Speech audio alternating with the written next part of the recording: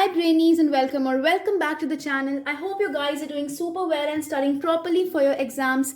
I am your Brainy mentor and today we'll be doing our theme 11, that is Rebels and the Raj. And in this chapter we'll be studying about the revolt of 1857 कि 1857 की जो लड़ाई हुई थी, what was that and its representations, like we have some paintings, we have some movies based on this revolt, so उसके बारे में भी हम देखेंगे.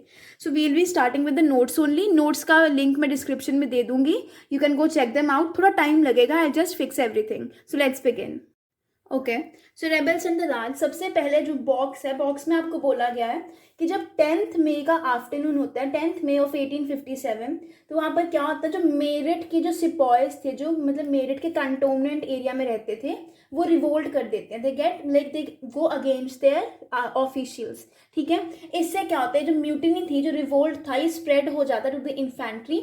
इन्फेंट्री होती है फुट सोल्जर्स एंड इन्फेंट्री से फिर स्प्रेड होता है कैवेलरी में एंड कैवेलरी से फिर स्प्रेड होता है नॉर्मल पीपल, ऑर्डिनरी पीपल और द विलेजेस में.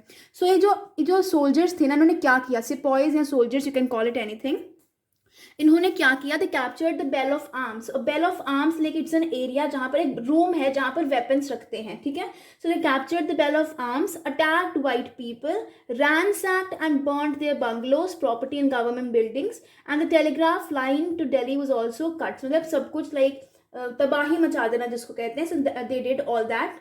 उन्होंने मतलब बेल ऑफ आर्म्स को भी कैप्चर कर लिया.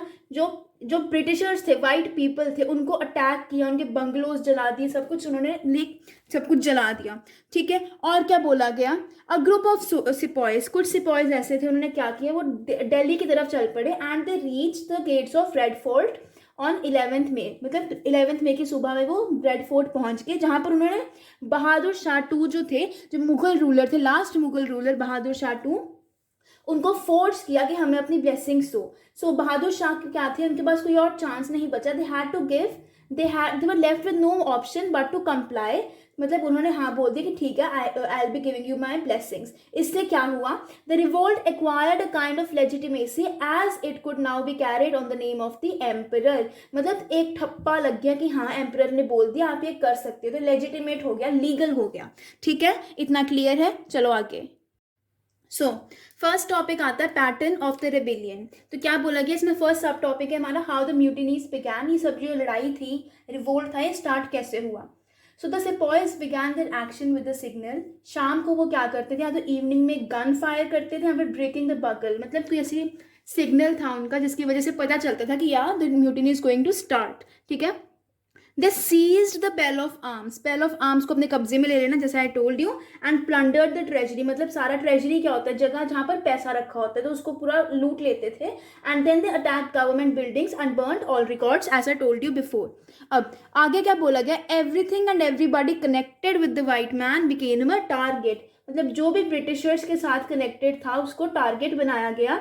And proclamations in Hindi, Urdu, Persian put up for both Hindus and Muslims to unite, rise and exterminate the Firangis. कि हमें फिरंगीज कौन होते हैं, firangis are the foreigners. Firangi is a Urdu या फिर हिंदी वर्ड फॉर फॉरनर्स. तो क्या बोला गया, प्रोक्लेमेशंस लगाए गए, नोटिस लगाए गए कि we have to remove the foreigners from our country. ठीक है, money lenders and rich also became the objects of rebel wrath. मतलब मनी लेंडर्स और रिच को भी सफर करना पड़ा, बिकॉज वो किसी ना किसी तरह से ब्रिटिशर्स के साथ, ईस्ट इंडिया कंपनी के साथ रिलेटेड थे. मनी लेंडर्स क्या करते थे, पैसा अपना लेते थे, या फिर जो भी करते थे वो ईस्ट इंडिया कंपनी को ही देते थे. सो एवरीवन वाज रिलेटेड, तो उनको भी सफर करना पड़ा इस सब की वजह से. ठीक है, अब आगे क्या बोला गया, जस्ट अ सेकेंड. या सो आगे बोला गया है, over here you can see the mutiny in the sepoy ranks gradually became a rebellion. So mutiny होती है आर्मी के अंदर, कोई विरोध करते हैं, तो rebellion होता है जब ordinary people भी विरोध करते हैं. so पहले क्या था, सिर्फ सिपॉयज ने विरोध किया एंड आफ्टरवर्ड्स rebellion हो गया. मतलब ordinary people also started getting against the East India Company. अब नेक्स्ट सब टॉपिक आता है लाइन्स ऑफ कम्युनिकेशन. तो बोला गया there were reasons for similarity in the pattern of revolt lay in its planning and coordination. मतलब revolt की जो प्लानिंग और कोऑर्डिनेशन थी वो इतनी अच्छी थी कि हम कह सकते हैं कुछ सिमिलैरिटी थी. So there was communication between the sepoy lines of various cantonments, मतलब जो सिपॉयज थे एक जगह से दूसरी जगह कम्युनिकेट करते थे, उनके बहुत प्रॉपर कम्युनिकेशन सिस्टम थे. And panchayat were a Knightley occurrence in the Kanpur sepoy lines. Panchayat होती थी, ऑफिसर्स बैठ के डिसाइड करते थे क्या करना है आके, तो दैट वर नाइटली अकरेंस होती रहती थी. अब आगे क्या बोला गया है, the sepoys were makers of their own rebellion. This is a very important line. खुद ही रेबेलियन स्टार्ट किया, खुद ही सब कुछ किया. They were the makers of their own rebellion. अब अगला सब टॉपिक आता है leaders and followers. Here you have to remember the names of the leaders and वो कहाँ कहाँ से थे. So from Kanpur we had Nana Sahib, and Nana Sahib was the successor to Peshwa Bajirao two. So Peshwa Bajirao के अडॉप्टेड सन थे वो basically. Then we have from Jhansi we have रानी लक्ष्मीबाई. बिहार से we have Kunwar Singh, and Kunwar Singh थे कौन, ही वॉज अ जमींदार. जमींदार थे अर्रा विलेज से, ठीक है.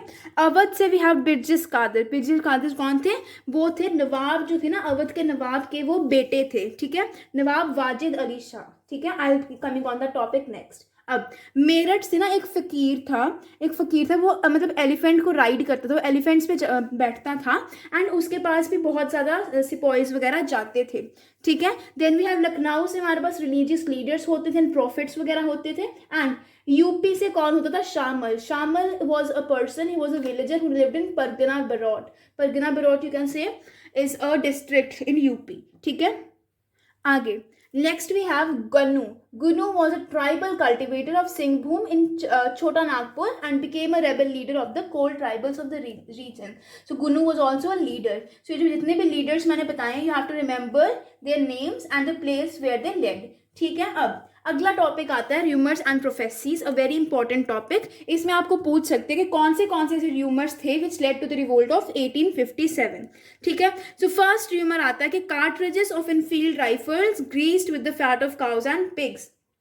बोला गया कि जो एनफील्ड राइफल्स हैं जो हम इंडियन सोल्जर्स को दी जा रही है, उनको हमको ना माउथ से खोलना पड़ता था, ठीक है. सो माउथ से खोलना पड़ता था, तो बोला गया इनके कार्ट्रिजेस पे ना जो काउज हैं या फिर पिग्स हैं उनका फैट लगा हुआ है, तो इससे हम क्या होंगे, इम्प्योर हो जाएंगे, हमारा जिसको कहते हैं धर्म भ्रष्ट हो जाएगा, ठीक है. देन ब्रिटिश सेकेंड र्यूमर ये था कि ब्रिटिश गवर्नमेंट ने एक बहुत बड़ा प्लान बनाया जिससे हिंदूज और मुस्लिम्स की कास्ट और रिलीजन को खत्म किया जा सके, डिस्ट्रॉय किया जा सके.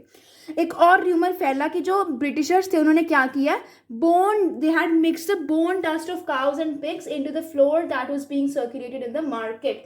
मतलब कि मार्केट में जो फ्लोर वगैरह आटा बेचा जाता था उसमें क्या किया था, काउज और पिग्स की हड्डियों का जो चूरा जिसको कह सकते हैं, मसाला जिसको कह सकते हैं, वो डाला हुआ आटे में. और एक और र्यूमर था कि Britishers they wanted to convert Indians to Christianity, ठीक है. So these were some rumours, you have to remember these rumours, ठीक है. प्रोफेसी एक यू कैन से भविष्यवाणी कह सकते हैं या फिर कुछ भी जो कह सकते हैं. सो प्रोफेसी ये थी कि माना गया था कि British rule would come to an end after battle of Plassey on 23 of June 1857. ये माना गया था, दिस वॉज अ प्रोफेसी कि हाँ ऐसा कुछ हो सकता है. आई होप इतना क्लियर है.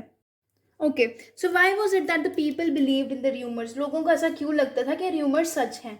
सो rumours in 1857 began to make sense when seen in the context of policies of British from late 1820s. British ने 1820s के टाइम से कुछ ऐसी पॉलिसीज लाई थी जिससे लगा कि हाँ जो र्यूमर्स फैल रहे हैं बिल्कुल ठीक है. सो ये जो पॉलिसीज थी this were adopted under the leadership of governor general Lord William Bentinck to reform Indian society through western education. मतलब जो जनरल हमारे लॉर्ड विलियम बेंटिंक थे उन्होंने बोला कि हम इंडिया की सोसाइटी को चेंज करेंगे वेस्टर्न एजुकेशन के थ्रू. सो उन्होंने क्या किया, उन्होंने दे setup English medium educational institutions जहाँ पे वेस्टर्न साइंसेज मतलब वेस्टर्न कल्चर के बारे में पढ़ाया जाने लग पड़ा, ठीक है. And what else? The British established laws to abolish customs like sati and permit remarriage of widows. So जो सती कस्टम था हमारा, पता ही होगा आपको कि जो लेडीज हैं जिनके हस्बैंड की डेथ हो जाती, they have to be burned with the funeral pyre of the husband. So 1829 में क्या हुआ था, ये सती को भी एबॉलिश कर दिया गया था. सो all that the Indians cherished and held sacred was being destroyed and replaced by a system that was more impersonal, alien and oppressive. जो भी इंडियंस की पॉलिसीज थी या फिर rules like Sati and remarriage नहीं करनी, वो सब चेंज हो रहा था. सो इससे क्या हुआ, this situation of uncertainty rumours spread with remarkable swiftness कि हाँ ये जो र्यूमर्स हैं बिल्कुल ठीक स्प्रेड हो रहे हैं, पहले भी इन्होंने इतना कुछ किया हुआ है, ठीक है. अब सेकेंड टॉपिक आता है अवध इन revolt, a very interesting topic. ध्यान से सुनना, आराम से समझ में आ जाएगा.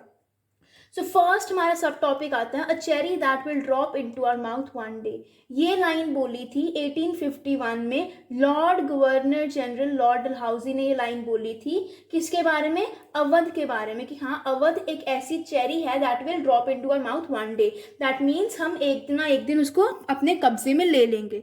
सो 1856 में क्या होता है, अवध आ जाता है ब्रिटिशर्स के कब्जे में, only after 5 years of saying this. ठीक है, 1801 में क्या हुआ था, 1801 में पॉलिसी लाई गई थी सब्सिडियरी अलायंस की ऑन अवध।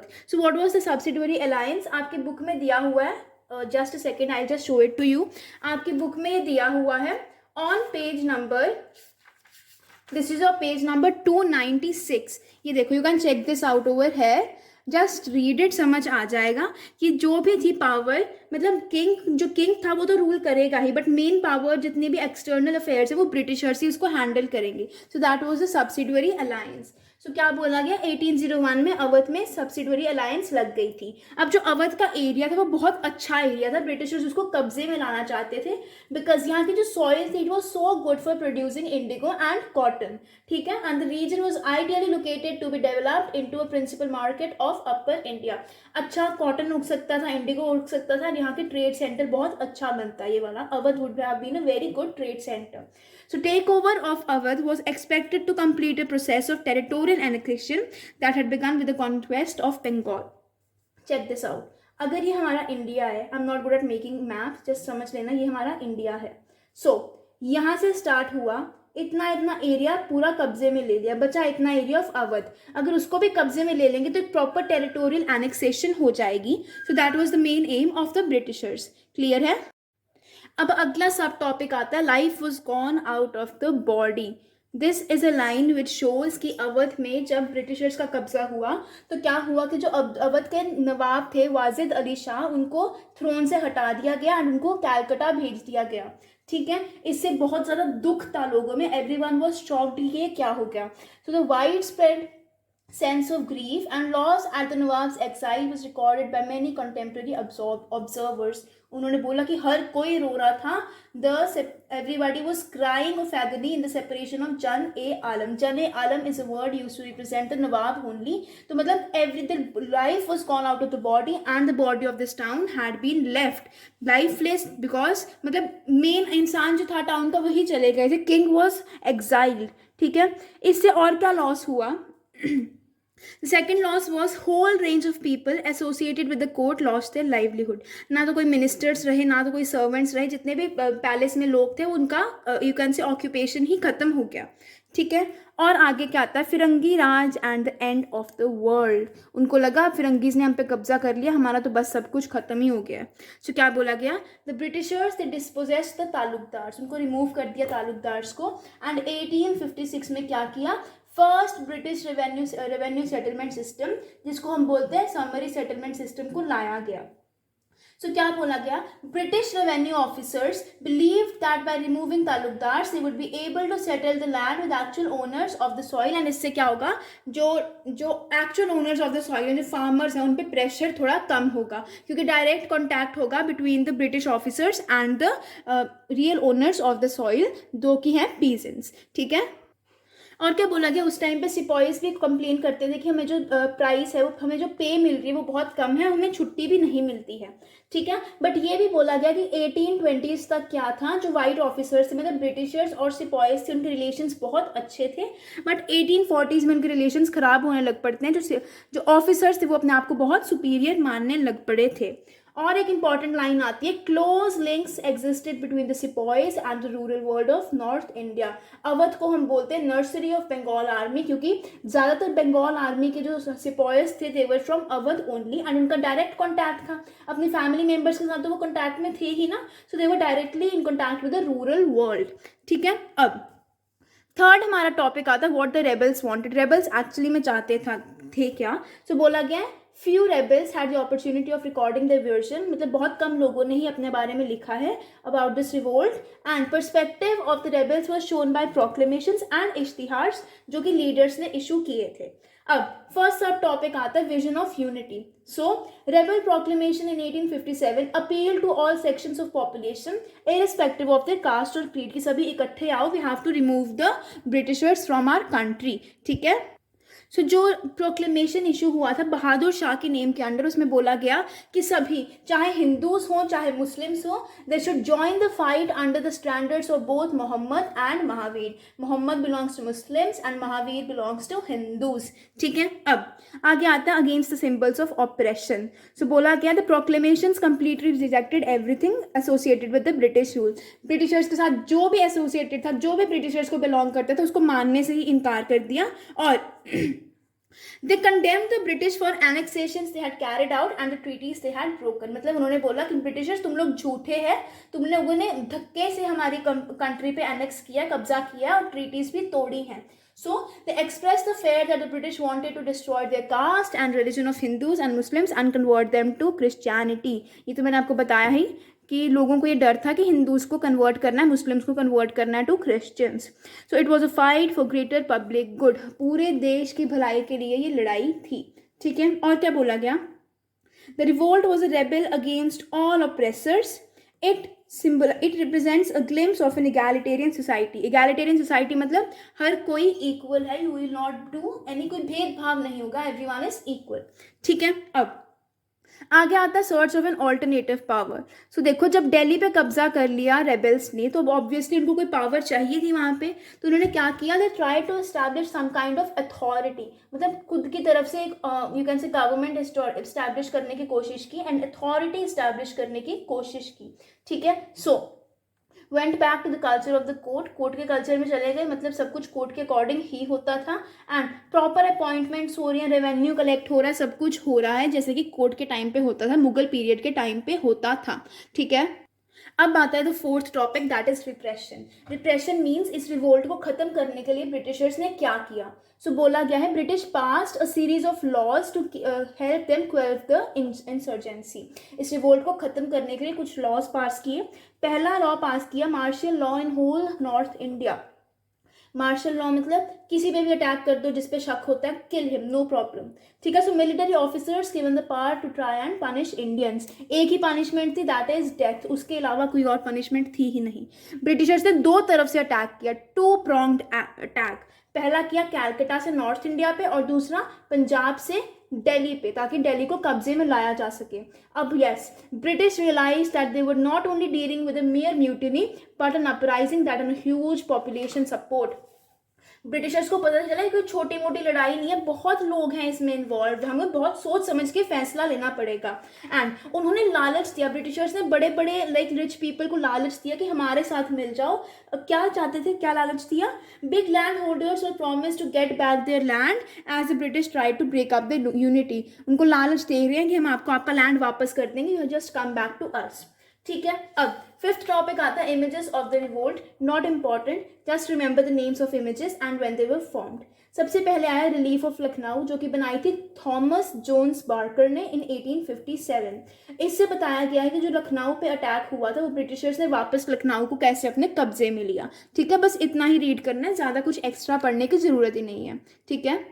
नेक्स्ट आता है English women and honour of Britain. So in memoriam ये एक पेंटिंग है. This was painted by Joseph Noel Paton 2 years after the mutiny. मतलब 1957 में म्यूटिनी हुई थी तो 1959 में ये पेंटिंग बनाई गई थी इन मेमोरियम.